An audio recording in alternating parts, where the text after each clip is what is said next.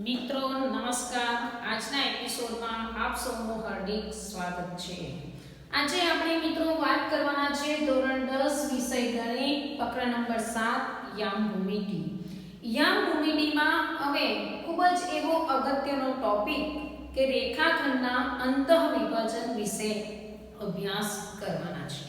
તો મિત્રો રેખાખંડનું અંતઃવિભાજન કોને કહેવાય તેને આપણે સમજીએ. ધારો કે અહીંયા મને એક બિંદુ A આપેલું છે. જોજો અહીંયા બીજું બિંદુ B છે.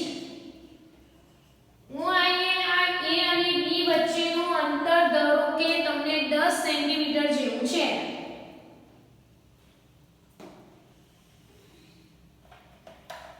આ A અને B વચ્ચેનું અંતર કેટલું છે? આવશે 10 સેન્ટીમીટર. હું ધારો કે રેખાખંડ AB પર બિંદુ P લઉં છું. P બિંદુ મેં એવું લીધું કે AP બરાબર 2 સેન્ટીમીટર થાય. હવે એ P બિંદુ લેવાથી શું થયું મિત્રો? કે રેખાખંડ AB ના બે ભાગ થયા. એક ભાગ AB અને બીજો ભાગ PB. એનો અર્થ કે બિંદુ P રેખાખંડ AB નું અંતઃવિભાજન કરે છે એમ કહી શકાય. બિંદુ P શું કરે છે? રેખાખંડ AB નું અંતઃવિભાજન. કેમ આવું કહી શકાય? કે બિંદુ P ને કારણે રેખાખંડ AB ના બે ભાગ થઈ ગયા એટલા માટે. હવે અહીંયા જોજો કે AP બરાબર 2 સેન્ટીમીટર. તો PB બરાબર કેટલા થશે? કે AB 10 છે, આ 2 છે, તો PB કેટલા થશે મિત્રો? કે 10 - 2 બરાબર 8 સેન્ટીમીટર થાય. તો અહીંયા મારે AP છે PB શોધવું હોય તો શું કરવું પડે? કે AP કેટલા છે? 2, PB કેટલા છે? 8. તો 2/8 એટલે શું થશે? 2 કા 2, 2 દુ 4, 2 ને 2 ઉડી જાય, 1/4. એનો અર્થ કે AP જેમ PB બરાબર શું થયા? 1/4. હવે એ ધ્યાન આપજો મિત્રો. તો આના પરથી આપણે શું કહી શકીએ?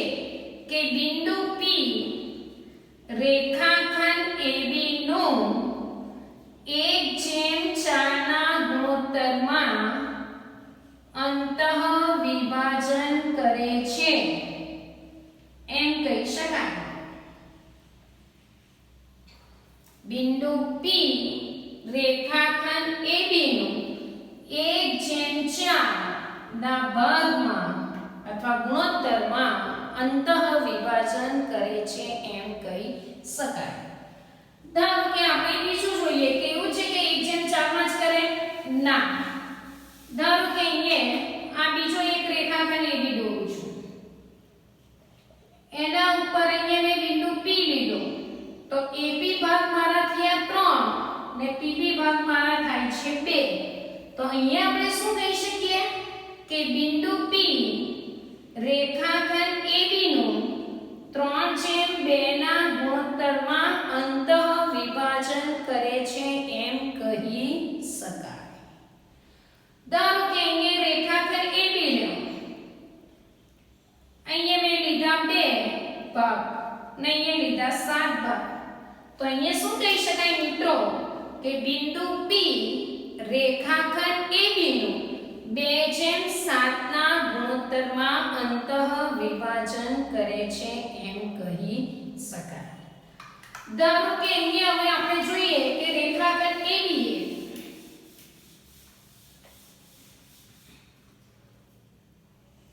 આ રેખાખંડ AB છે. અહીંયા બિંદુ P છે. AP ભાગનું માપ માપીએ તો m1 છે એટલે કે આ m1 ભાગ છે. PB ભાગ છે m2. તો અહીંયા આપણે શું કહી શકીએ? કે બિંદુ P રેખાખંડ AB નું m1/m2 ના ગુણોત્તરમાં વિભાજન કરે છે.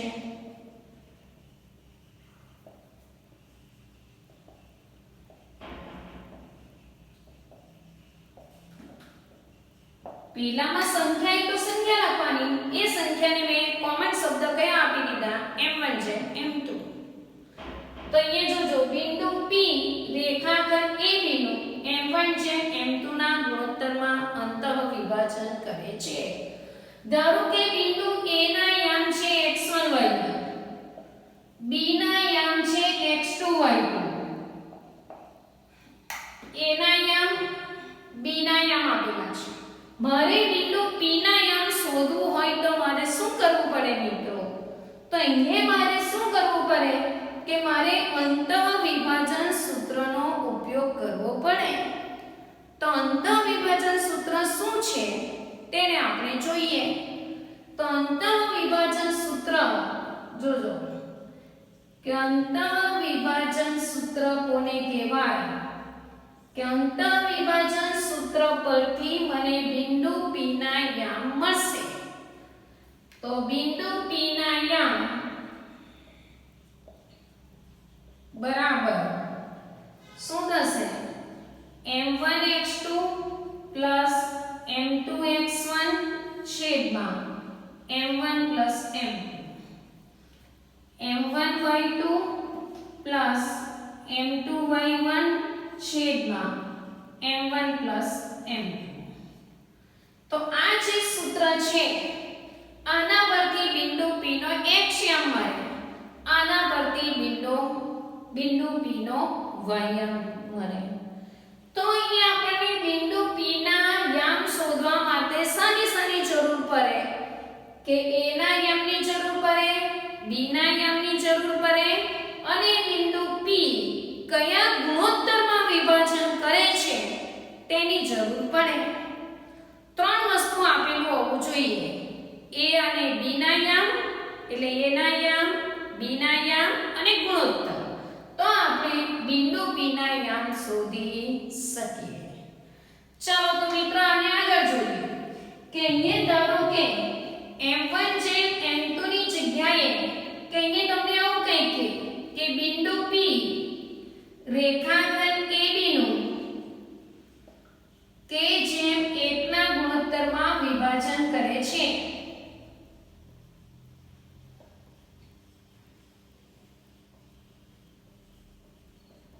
શું આપે છે?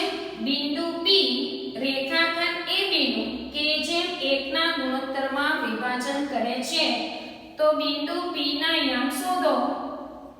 તો બિંદુ P ના યામ શોધવા માટે આપણે શું કરીશું કે આપણને સૂત્ર કયું ખબર છે?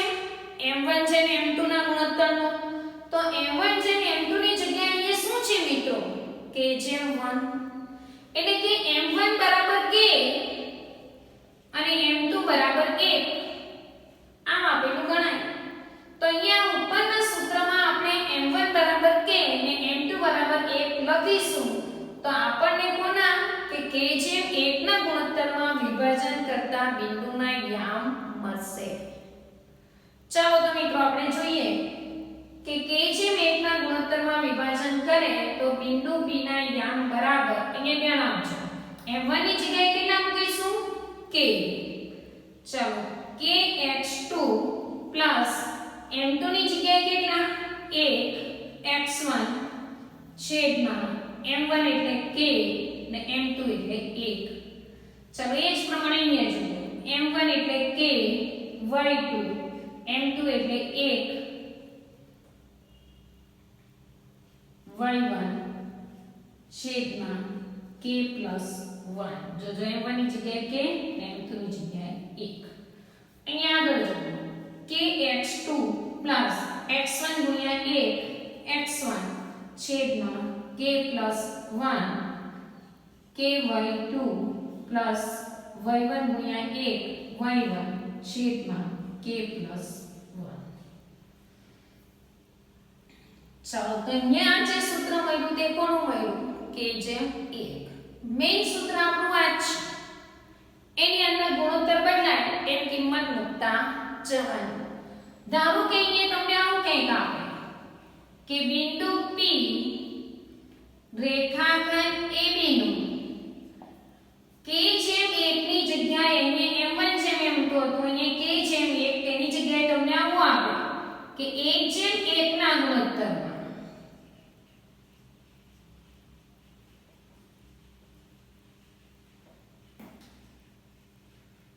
વિભાજન કરે છે તો બિંદુ P ના યામ શું આવશે? હવે તમને ખ્યાલ આવી ગયો હશે અહીંયા m1 m2 ની જગ્યાએ શું મૂકવાના? 1:1. એનો અર્થ કે m1 બરાબર હોય 1 અને m2 બરાબર પણ 1. ચાલો આપણે મૂકીએ. ચાલો m1 ની જગ્યાએ 1 x2 પ્લસ 1 x1 છેદમાં m1 એટલે 1 m2 એટલે 1. જોજો m1 m2 ની જગ્યાએ 1 1 મૂકો. એ જ રીતે અહીંયા m1 એટલે 1 y2 પ્લસ m2 એટલે 1 y1 છેદમાં 1 પ્લસ 1. આગળ જોજો એક સાથે ગુણાકાર એટલે x2, આનો પણ એક સાથે ગુણાકાર એટલે x1 છેદમાં 2. જો x2 ગુણ્યા 1 x2 પ્લસ x1 ગુણ્યા 1. એ જ પ્રમાણે y2 ગુણ્યા 1 y2 પ્લસ y1 ગુણ્યા 1 y1 છેદમાં 2. તો અહીંયા બિંદુ P ના યામ બરાબર આવું કંઈક આવ્યું. હવે અહીંયા સરવાળો છે.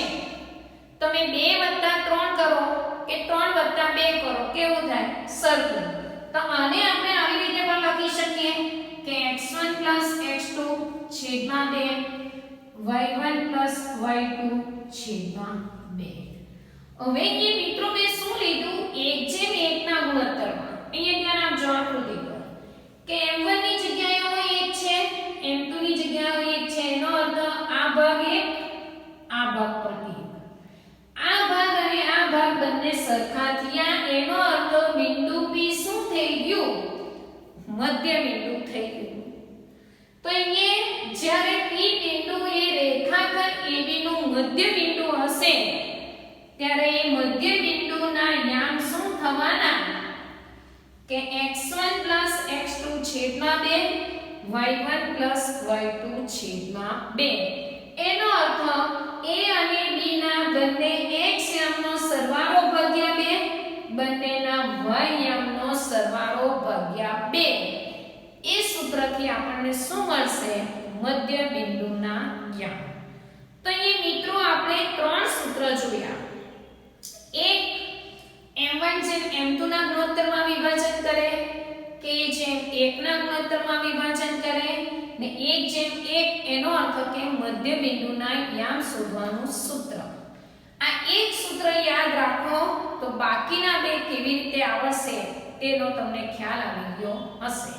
તો હવે મિત્રો કે આને કે આ સૂત્રનો આપણે દાખલામાં કેવી રીતે ઉપયોગ કરી શકીએ તેને ઉદાહરણ દ્વારા વધુ સ્પષ્ટ કરીએ. મિત્રો અહીંયા પહેલું ઉદાહરણ આપેલું છે, ધ્યાનથી એને વાંચો. બિંદુઓ 4 અને -3 અને 8 અને 5 ને જોડતા રેખાખંડનું 3:1 ના ગુણોત્તરમાં અંતર વિભાજન કરતા બિંદુના યામ શોધો.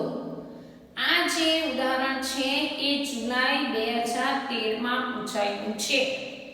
હવે એ મિત્રો ધ્યાનથી જુઓ કે બે બિંદુ આપેલા છે તેને જોડતા રેખાખંડનું 3:1 ના ગુણોત્તરમાં અંતર વિભાજન કરતા બિંદુના યામ શોધવાના છે. તો આપણે એને પહેલા આકૃતિ દોરીએ કે આ છે આપણો રેખાખંડ.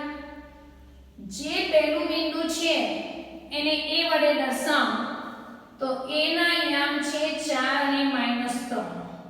ચાલો બીજું બિંદુ b છે એના યામ છે 8 અને 5 અને ગુણોત્તરને આપણે m1 જેમ m2 ના દ્વારા દર્શાવીએ તે છે 3:1. જો પહેલા બિંદુને a વડે, બીજા બિંદુને b વડે અને ગુણોત્તરને m1 જેમ m2 વડે. ચાલો અહીંયા આપણે આકૃતિ દોરી. એક રેખાખંડ દોર્યો આકૃતિમાં a અને b. રેખાખંડ AB. a ના યામ છે 4 અને -3, b ના યામ છે 8 અને 5. અહીંયા અંતર વિભાજન કરતા જોજો અંતર વિભાજન કરતા બિંદુના યામ એટલે શું શોધવાનું? બિંદુ P ના યામ શોધવાનું. છે. તો બિંદુ P ના યામ આપણે ધારી લઈએ x અને y. હવે આ ભાગ m1 ગણાય, આ ભાગ m2 ગણાય. એટલે m1 બરાબર કેટલા ગણાય મિત્રો? 3. જોજો પહેલા સાથે. ને m2 બરાબર કેટલા ગણાય? 1. હવે એ બિંદુના યામને આપણે શું કહેવાના છે? x1 y1. B બિંદુના યામને શું કહેવાના છે? x2 y2. એટલે x1 બરાબર 4, y1 બરાબર -3, x2 બરાબર 8, y2 બરાબર 5. ચાલો જુઓ, આપણને અંતઃવિભાજન સૂત્ર ખબર છે કે અંતઃવિભાજન કરતા બિંદુ P ના યામ બરાબર શું આવે સૂત્ર મિત્રો? યાદ કરો, m1x2 m2x1 છેદમાં m1 m2. એ જ રીતે m1y2 m2y1 છેદમાં m1 m2. હવે આ સૂત્રને તમે ધ્યાનથી જોશો તો જ્યાં m1 છે ત્યાં x2 છે, જ્યાં m2 છે ત્યાં x1 છે. અહીંયા 1 2 છે, અહીંયા 2 1 છે, 1 1 સાથે નથી. આટલું યાદ રાખો તો સૂત્રમાં ભૂલ પડશે નહીં. ચાલો તો મિત્રો અહીંયા આપણે હવે બધું જ આપણને ખબર છે. a ને b ના યામ ખબર છે, ગુણોત્તર ખબર છે, એટલા માટે બિંદુ p ના યામ આપણે શોધી શકીશું. ચાલો m1 કેટલા છે? 3. x2 કેટલા છે? 8 પ્લસ જોજો. ચાલો m2 કેટલા છે? 1.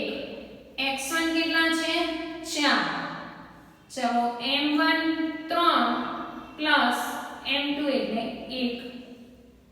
ચાલો એ જ પ્રમાણે અહીંયા કિંમત મૂકીએ. m1 કેટલા છે? 3. y2 કેટલા છે? 5 પ્લસ m2 એટલે 1, y1 એટલે -3. ચાલો m1 3 m2 1. આગળ જો 8 તાળી 24 વત્તા 4 એકા 4 છેદમાં 3 ને 4. એ જ પ્રમાણે 5 તાળી 15. હવે અહીંયા જોજો 1 પ્લસ 1 માઈનસ દેખાય છે મારી આંગળી? તો શું થઈ જશે? માઈનસ. આ બેનો ગુણાકાર 3 એકા 3 છેદમાં 4. ચાલો 24 વત્તા 4 28 છેદમાં 4. 15 માંથી 3 જાય 12 ના છેદમાં 4. ચાલો 28 ભાગ્યા 4 4 7 28 એટલે કેટલા આવશે? 7. અહીંયા જોજો 4 તાળી 12 એટલે 3. તો બિંદુ P ના યામ બરાબર શું આવ્યું? 7 અને 3. એટલે P નો x યામ 7 અને y યામ 3. તો અહીં મિત્રો કેવી રીતે દાખલો ગણાય તે તમને સમજાઈ ગયું હશે. હવે કોઈ બીજો દાખલો હશે તો રકમ બદલેલી હશે. શું બદલાય? આપણા x1 y1 x2 y2 અને ગુણોત્તર. ખાલી રકમ જ બદલાય, ગણતરી તો તેની તે જ. ચાલો તો અહીંયા અંતઃવિભાજન કરતા બિંદુ P ના યામ કેવી રીતે શોધવાના તે મેં તમને સમજાવ્યું. હવે તમારે હોમવર્કમાં અહીંયા મેં એક દાખલો આપ્યો છે, એને તમારે જાતે ગણવાનો રહેશે કે આ ગણાશે એના x1 y1, આ ગણાશે x2 y2 અને આ ગણાશે m1 જેમ m2. ચાલો તો હવે મિત્રો આપણે બીજા સૂત્ર પરથી દાખલા ગણીએ. આગળ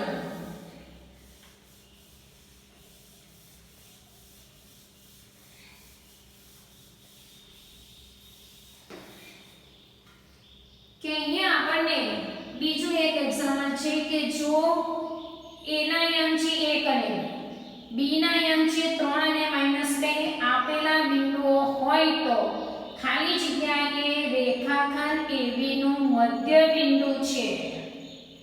આ ખાલી જગ્યા 2 વર્ષ પૂછાયેલી છે, માર્ચ 2014 અને 15. અહીંયા મિત્રો જોજો શું શોધવાના છે? મધ્ય બિંદુના યામ.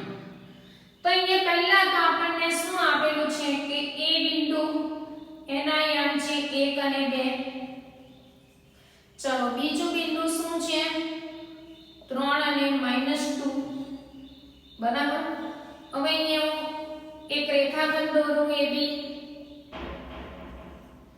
A ના યામ છે 1 અને 2, B ના યામ છે 3 અને -2, P શું છે એનું મધ્ય બિંદુ. તો આ P ના યામ મારે શું કરવાના છે શોધવાના છે.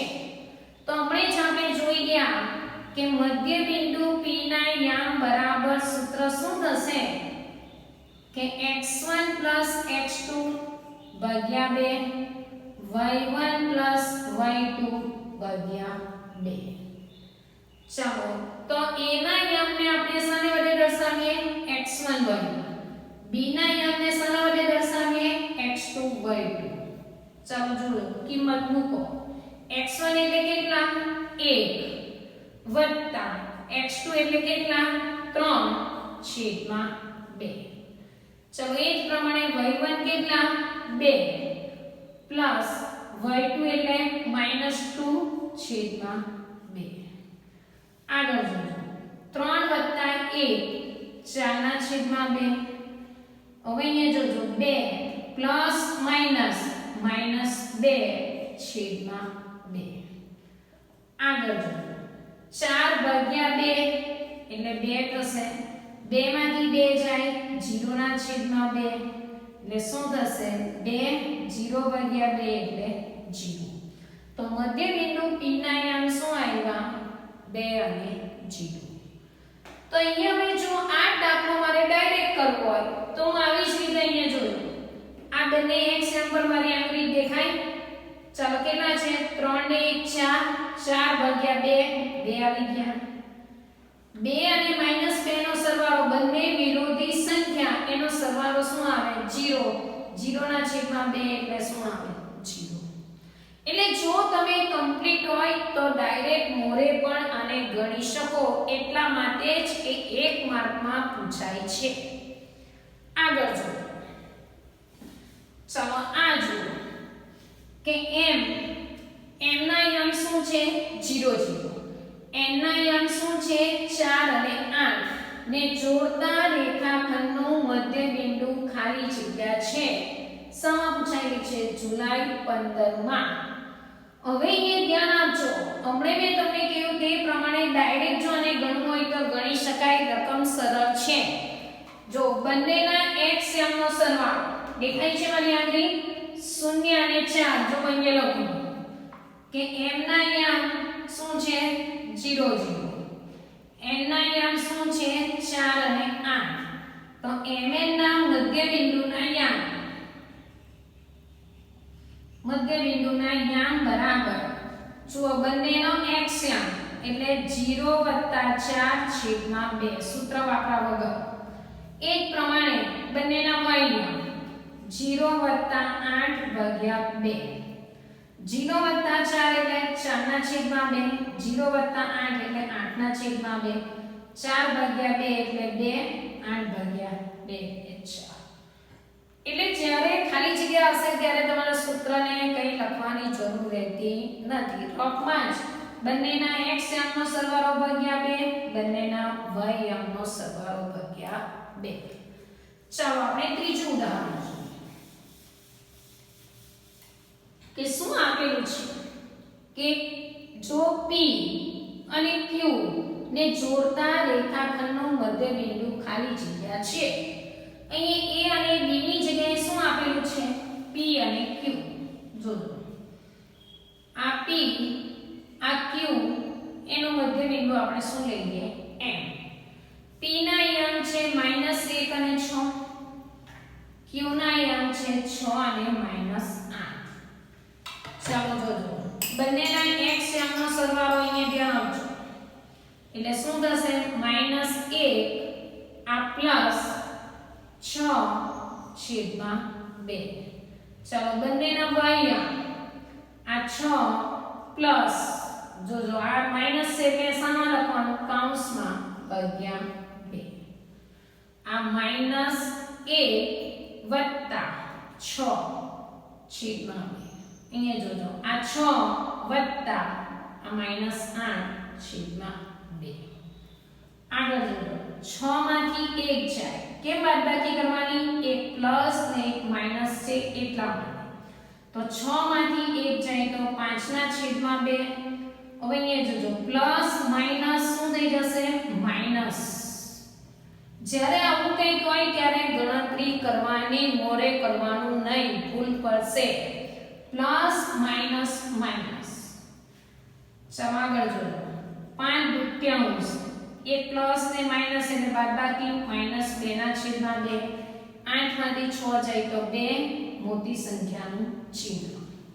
આગળ 5/2 2 ને 2 ઉડી જશે એટલે -1 0 ની આવશે. જોજો મિત્રો અંશ અને છેદ ઉડે બધું ત્યારે 1 આવે ને નિશાની માઈનસ છે એટલે -1.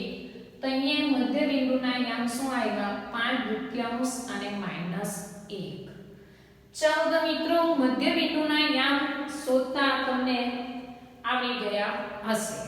હવે કોઈક વાર મિત્રો શું પૂછે છે આગળ જો અહીંયા શું આપ્યું છે કે વર્તુળનું કેન્દ્ર ઉગમ બિંદુ હોય તથા AB વ્યાસ છે. ચાલો તો પહેલા વર્તુળ વિશે વાત કરીએ છીએ તો વર્તુળ દોરીએ.